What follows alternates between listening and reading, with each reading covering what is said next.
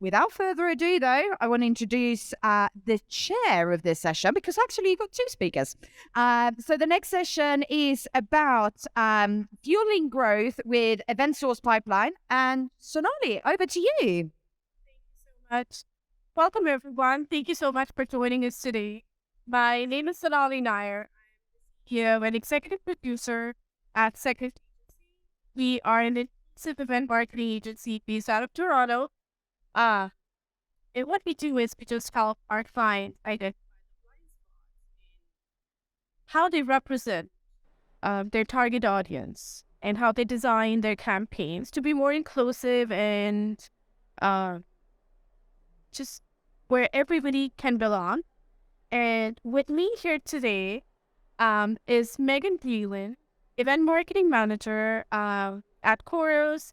She's based out of Austin, an amazing event marketer at heart. And she has been associated with brands like ACL. And she's here to share her thoughts and her knowledge of how we can fuel growth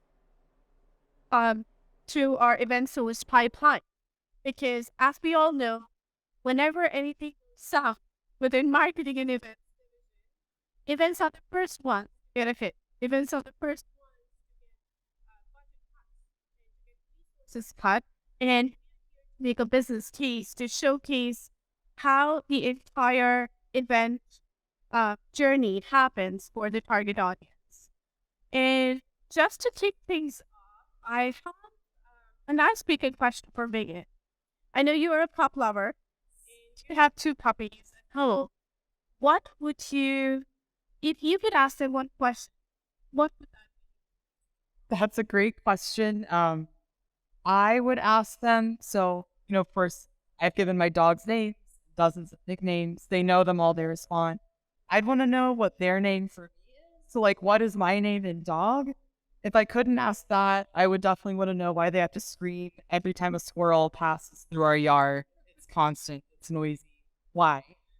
All right. So fair is fair. I've got a question for you, Sonali. She is an extremely accomplished, talented marketer.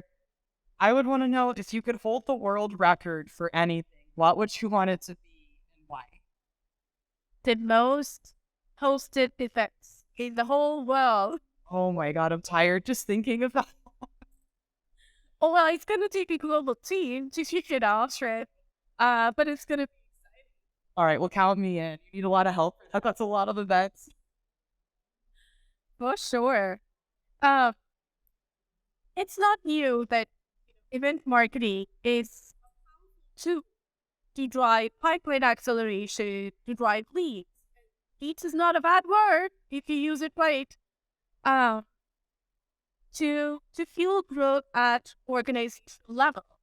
But a lot of times, event marketers and marketing divisions, they do not focus on the attendee journey, the lead journey in itself, how they pass through the funnel. And today, I would love to learn from Megan because she has been so closely associated with running event marketing for so long, um, hosted, sponsored so many events, been closely working with sales enablement, product marketing, field marketing. So if you could please share some nuggets in your perspective on the lead journey, that will be amazing. Sure, thank you. I've got a lot to say about the lead journey, so I'll refer to some notes here. Just kick off the conversation with a study I was reading from Visibo, who's right here across the court. In a recent study I was reading from Visibo, they found that 80% of marketers believe that live events are critical to their company's success. That same study found that 63% of marketing teams plan to increase their event budgets in the coming year, which was really interesting to read because what I have been finding is that across all industries, all verticals, budgets are tight and companies are facing a lot of competing costs to juggle. So I wanted to dive into how are event marketers justifying these budget asks and how are they securing these funds to accomplish their goals? And the bottom line is they have to prove their events return on investment to the company. One just quick example of how this is done, working with Sonali, I found this year putting on a customer event. we had identified a key decision maker at a customer account, had a renewal coming up later this year. We'd been courting that decision maker for months leading up to this and invited this decision maker to make keynote presentation at our event. So we really rolled out the red carpet for just one individual. We wanted to make sure he had transportation covered coming to the event. He was set up for success for his presentation. He had time to meet with his account team on site, and that this event really celebrated his account's accomplishments and the value that our partnership brought to them. And through this, we were able to strengthen that relationship, build additional trust, and we ended up renewing with that customer ahead of schedule. So I was able to come back to my marketing leadership and in turn sales and company leadership and say, with this one-time cost for this event, we brought in a deal worth 10 times that in annual recurring revenue for years to come. So that's just a quick, easy way to show that through a single event, you can build trust with your existing customers and relationships. You can accelerate deals and build quality pipeline. So that was just a quick intro. Let's get into it. Sonali, what do we have next? Oftentimes we get questions, especially when we are, as an agency, when we are presenting to organizations, doing a deep dive on how their event marketing is set up in their business is how does funnel communicate with the target audience? How do we know what kind of audience we should target, what kind of campaigns we should design for each stage of the funnel? And I would really love to know from you and your experience how the funnel has been throughout the years.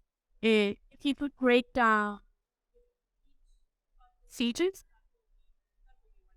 Sure. When it comes to the lead funnel, you definitely can't fight the flow. You want to work with how your sales organization has set that up. And this is starting with the top of the funnel. At the top of the funnel, your main priority is to define your event goals and define your target audience. So the top of the funnel is all about creating awareness, and you want to reach a broad audience. It's critical to define your goals first and define your audience so that you can create campaigns built around messaging and engagement that resonates with your target audience. Target audience comes from determining who is your buyer that you're trying to reach. From then, you can get into learning what kind of content is this buyer engaged with. At this stage, you want to take that information and create buyer personas that represent your ideal customer. This will help you create a promotional plan that compels your target audience to engage with your brand and what will make them attend your events. It's also key to note not just what your target audience is engaging with online, but what do they want to see when they get to your events. So personas can look widely different from role to role. Is the persona you're trying to get in front, do they get geeky? Do they get involved with fandoms? Do they love video games? Or is this a persona that is into sports? Do they attend live sporting events? Do they associate with the brands associated with each of those sports? Or is this a group that's more into influencers? Are they influencers? Do they need to know that there's going to be a TikTokable moment for them to engage with before they'll even leave their house? So once you have your arms around your event goals, your target audience, get into creating a lead generation strategy. So at the top of the funnel, it's okay to cast a wide net to attract your buyer persona. You can leverage tactics like paid media, content syndication, and email marketing to do this. And a best practice I would advocate for is not waiting until the end of your campaign to track these tactic performances. I would track that data and collect it in real time and be prepared based on those learnings to scale back on some tactics that are resonating. You're not seeing any results from. Quickly be able to scale up on what is resonating and what is showing to be a high performer. Would it be safe to say at this stage keep our integration seamless, clear, close to how different technology,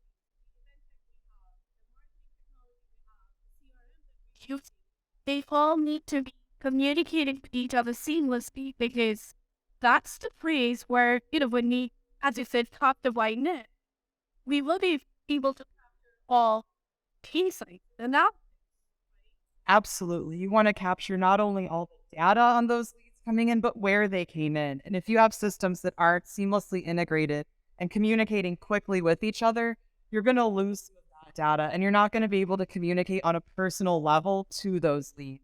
It also takes longer to get back to them with your follow-up, which means you lose intent, you lose the moment you created with your top of funnel awareness that you've been working towards. Exactly right. And this is the right stage. I know you might have been hearing about inclusion and belonging over and over for the past 3 years at least. But this is the stage of the funnel where you can really understand your audience and create communications that resonate where they are represented. Because when they are represented, they're going to respond. And that's the target of this stage. Yep. So just to wrap up top of funnel, your goals here are drive demand, generate leads, and create awareness through your events. And I will go ahead and take us into the middle of the funnel. So the middle of the funnel is about education. After you've created that awareness about who you are, it's time to educate these leads on what you do. So planning middle of the funnel activations are best around a conference or a trade event where you already know that your buyer is going to be, your target audience is already going to be coming in mass. This way you can create an opportunity to host this target audience in a smaller setting where you're able to facilitate that education a little more organized than in a large, like top of funnel setting. Alternatively, if you already have a good idea for where your target audience or even target accounts are located, you can take like content-driven events, you can take a small networking reception to the location you know that they are. And at this stage, thought leadership is key to showcase your expertise and again, educate this target audience. Once you know who they are, you've gotten in touch with them and what they want to come out and see, get them in your room and educate them on what value you bring to your partnership, what you do for your customers and clients. And also as an aside, anytime you can have a customer making these presentations on your behalf, it's always more effective, no matter what the persona or vertical, industry, what have you. It's always more effective to hear from that person benefiting rather than listening to your organization tooting their own horn. Absolutely. And one example that probably we can share is the sporting events we have been setting up and organizing for our target audience. It's a more intimate experience where organic conversations can be triggered, and I think that is the perfect time and setup where you really filter down your pipeline. Yep, it's great. You can host both prospective customers and customers in the same setting with your sellers. Sellers can help facilitate the conversation, but they don't have to act to use car salesmen. You have customers to speak to their peers, to speak to folks who are interested in your product and what you're offering, and they do a bit of your work for you while being impressed with a great event that we had this year was a suite at a Knicks game. It was LeBron's probably last game at Madison Square Garden, so that was a key to get folks in the room. Digital buyers were a big part of our audience. They're into sports. They're into names like LeBron. So that's how we set the stage and then get the conversations happening, but not being too, look at us, look at us. It's like, let us set you up with folks who can speak to our value.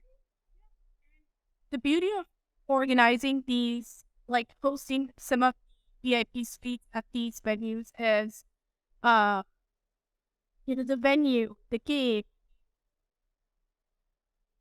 If it's a home gig or if you're an MLB fan, a hockey fan, you can really focus on how your audience want to hang out with you. And it doesn't take that much time and resources compared to hosting a full-fledged conference or an event, when you really want to be strategic. And I gotta say, thought leadership like that, it's really easy to present virtually, and people know that. You want to offer them a reason to change out of their sweatpants and leave the house and get excited to come talk to you. If folks are bored listening to a presentation, you're not going to be as excited to talk about the value you can bring to them. You're going to want them to be amped and enjoying themselves to set the stage for a productive conversation. Yep. I also wanted to add before we leave the middle of the funnel, once you've generated your leads, more top of funnel activity, you want to create a lead nurturing plan. You want to make sure you have a system in place to score and qualify your leads based on how much they've engaged with you.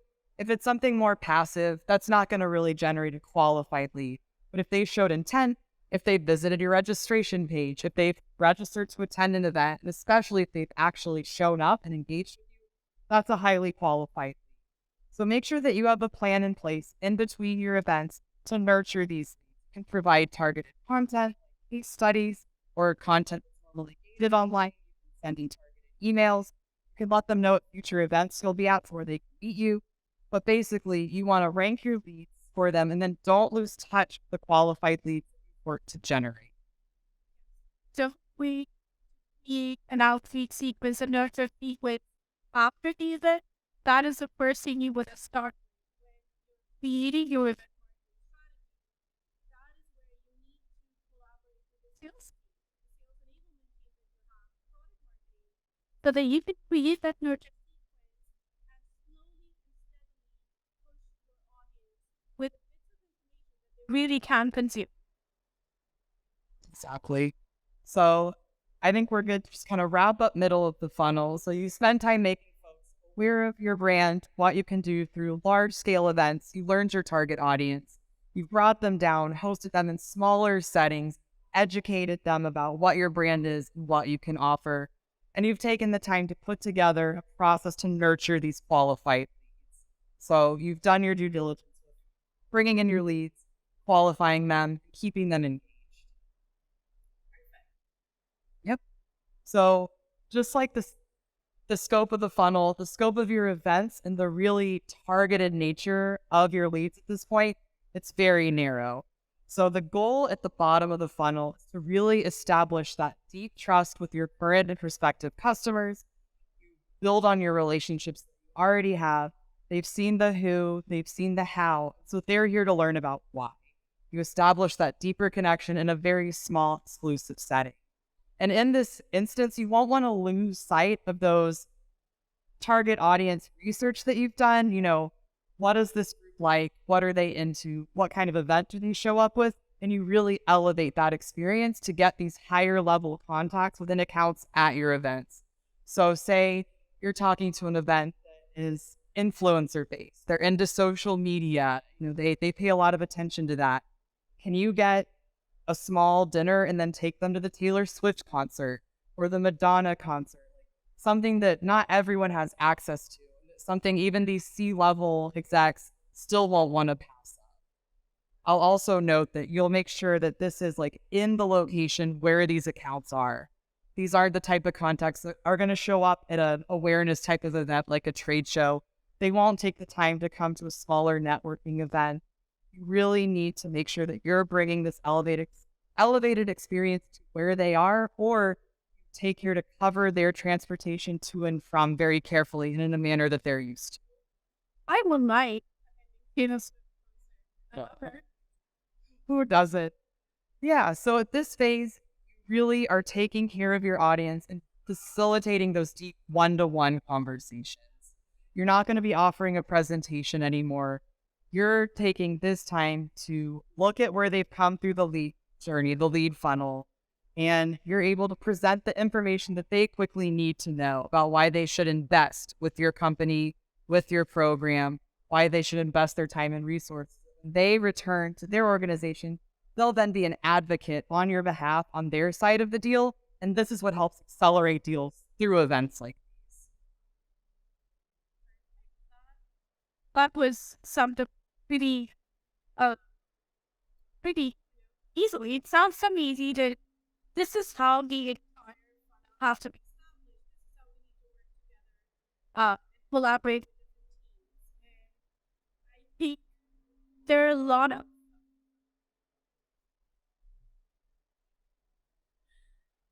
resources and thousands of tips that we can adopt.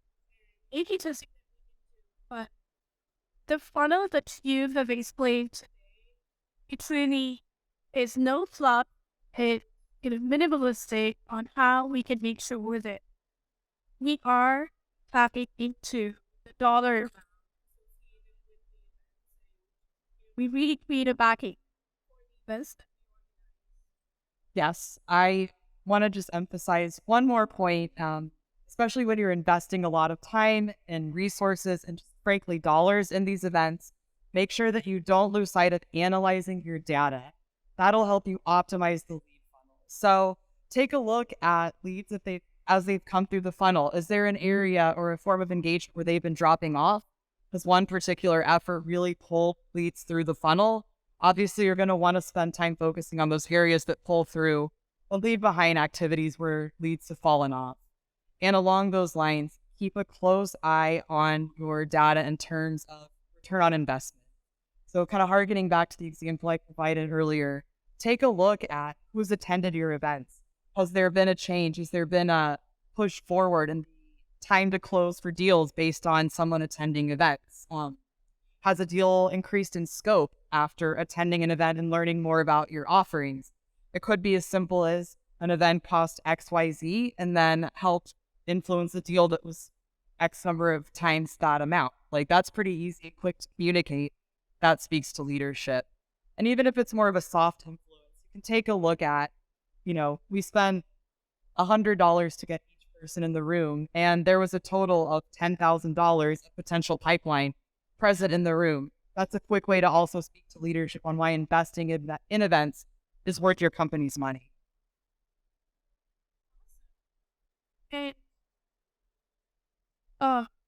as I said, there are so many tips and tricks that we can adopt, but what we end up getting to do or being asked by the leadership is to be fitted in a box, to comply with the budget, comply with the tech stack you have.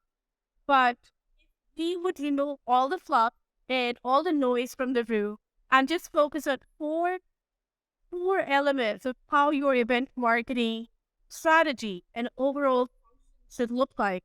It is audience segmentation. Know where your audience hang out. Know what they like, what they don't like. I know it's easier said than done, but with the help of technology and the one-on-one conversations that you and your salespeople can have, and they are having every single day, it is important to capture all those movements and all those conversations and data points and use that to create more specific communications. The second is integration. CRM, MarTech, and EventTech, how all these platforms communicate with each other, it is extremely important. And the time it is important is when you implement. Because if the implementation is not right of these tech stacks, it's a lot more time consuming. You will have to put in a lot of resources. You will have to put in a lot of money to fix it. And a lot of times it's too late. You've already lost lead information, the timing on that. There was one event that we were, I was a part of at one of these organizations, and they just launched an event in EMEA, and the CRM that they started using was a new one, because of which they didn't really wrap their heads around the privacy policy and compliance. Now, on the other hand, the event was a great success. We had a lot of people stop by and great conversations. But you know what we did with the leads? We had to delete all those leads. More than 300 leads had to be deleted because the CRM, by policy, could not check off the privacy and compliance filter for GDPR. It was 3 years back. 300 leads had to be let go. And that is a learning that integration and how your systems communicate is extremely, and no question is a silly question to ask from your IT provider, from the integration provider. Inclusive and accessible registration system is another one. It comes back to how you communicate and design experiences, communications for your audience. You don't have to put in $1 million. It's intention that matters. Asking simple questions in the registration form, and more than asking questions, providing information firsthand and being proactive that this is what we have. Being transparent, these are the accommodations we can provide. How can we help? Instead of just asking, reach out this phone or send an email if you need to request an accommodation and then have your audience wait for like 30 days to get a response. Being proactive will help you bridge that trust gap with your audience. And engagement. Engagement doesn't have to be like, you don't need a magic, a magician, or you don't have to have experiential activities at every single event that you host or sponsor. But engagement is, just having your team members prepared with talking points, with stories about the brand, about how it started. Because at the end of the day, we all want that human connection. And one thing that I learned from Steven, I used to work with Steven, and I adore Reggie Agarwal, CEO of Steven. He always starts talking about his people. He used to say, the DNA of Steven is its people. And you cannot get over that conversation because, he would just narrate all the stories about the people, about the teams that he's working with. And that's what brings people to see human element. That's true, because as deep as I like to get into the weeds in the data and analyzation, at the end of the day, you're dealing with people. And if you don't have the tech stack set up, or if you provide a bad customer experience, as hard as it is to build trust, it's so easy to lose it for good. So it's really important to look holistically at what you're doing in terms of data management and also human management. We have skimmed down 3 tips for you when you're hosting an event. So when you're throwing a party, and 3 tips when you are attending a party or attending a sponsored event or sponsoring a booth, like here. What's in it for me? Think from an attendee perspective, a clear, straightforward reason of why should I attend? Call to action. I know we all create call to action when we are registering, when we are trying to get them to register or to attend. But what after that? They registered. Your attendees are here. Do you give a call to action after the event? Because action-oriented communications are the most to get responses and to get access. And experience. Giving your audience a reason, as you said, to get out of their PJs in jumpsuits is definitely one thing that you want to keep in mind when you create hosted experiences. Now, when you're attending a party, one is be prepared with an elevator pitch. Your team standing at the booth, they should be able to talk about the brand. They should be able to talk about your product based on the audience that is stopping by. It's a small window. Very small. You'd be lucky to have more than 10 seconds in most instances. Yeah, so what is that elevator pitch? Are you prepared with that? Make sure your team practices. I know it sounds naive that, we don't need to practice elevator pitch for an event. We're just going to show up and that's it. But practice will make sure that you know the right words, the right points to highlight when you're talking to prospective. Align and stand out with the content. Now, every event, we like here at Eventic Live, we have different content tracks. And obviously, you are sponsoring the event, you're sponsoring a booth. So your content is aligned, your product is aligned somewhat to the content team. But how can you stand up? Contrarian thinking is one that will help you stand out between the noise. And when I say noise, make some noise, like those guys are doing. Clear, cohesive, and targeted messaging before and after the event. But during the event, make sure you're visible. Make sure you're using colors, your brand colors, your videos of your employees, of your team members, possibly. Adding that human element will make people stop and hit that visual cortex, which will help them remember your stories and your brand for a longer period.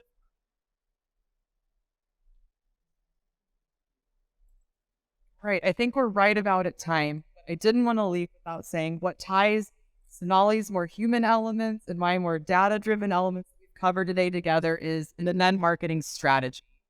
You shouldn't start planning anything or launch into any campaigns without making sure that you have a strategy built around your event planning, and that ladders up into what your marketing team strategy is, what their goals are, quantitative and qualitative, and make sure that those in turn support your company's overall business goals. That's how you'll be able to plan successful events, show that they've been successful, and get funding to keep doing it in the future. One important question that we can tap into, and we often get this question when we're working with organizations and your ELT. How do I form this strategy? Sure. So in order to form yours, you have to find out what's happening up the ladder. For example, we talked about determining your target audience. Your product marketing team will have already likely established what that is. So start talking to the program managers to find out what their numbers that they're looking to meet are. Talk with your product marketers to find out the personas that they're trying to reach. And that's where your events can really bridge a gap between those two teams. And once you're able to show that you're helping those teams complete their goals and you're helping your business team complete their numbers that they're looking to hit, that's when you're really everybody's favorite team. And that's when you really do get that funding that we saw 63% of marketing teams are asking for in this economy. So one call to action for you is when you go back to your office, set up a meeting, an individual meeting with your product marketing team, with your sales enablement, with customer marketing, team marketing, demand gen, with sales, and just spend some time understanding their perspective of the event, how they see funnel from their perspective, how they see funnel from event's perspective. It will help you bring up a lot of questions, a lot of conversations, but at the end of the day, it will help you build more stronger pipeline and more stronger revenue for your organization.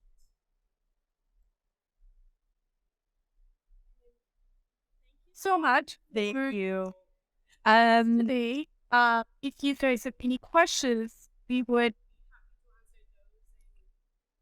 So, ladies, we do actually have one question. We've only got 1 minute because then we need set up for the next session. It's a question from Wes.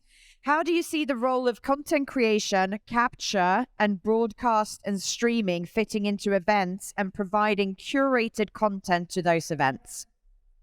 I had a little bit of trouble hearing. Do you mind reading that again? Of course. I will come up on stage here and then you can read it here at the same time. So it's, how do you see the role of content creation, capture, and broadcast streaming fitting into events and providing curated content to those events? Sure. So I think these all need to come from a single concept, a single message from a marketing campaign. So for example, survival is a theme that I've encountered before. So content that you're creating is based around survival. Perhaps you have a white paper called Why Companies Hate Your Chatbot. And from there, you kind of build an event around that. You're just creating a seamless concept through your content you created, the promotion around it, how it's incorporated into your events, and what you're saying there. It all needs to be cohesive and streamlined. And as you said, it comes down to the audience, right? Just because you don't want to talk about it, don't do it if your audience is not listening. So, yeah. Thinking is that's how it comes up. Audience, they will ask contrary questions. They will be critiques. And you just have to show up and answer those questions. Yeah, absolutely. Well, thank you very much, ladies. That was very interesting. Thank you, all of those joining us. Thank you. Appreciate your time.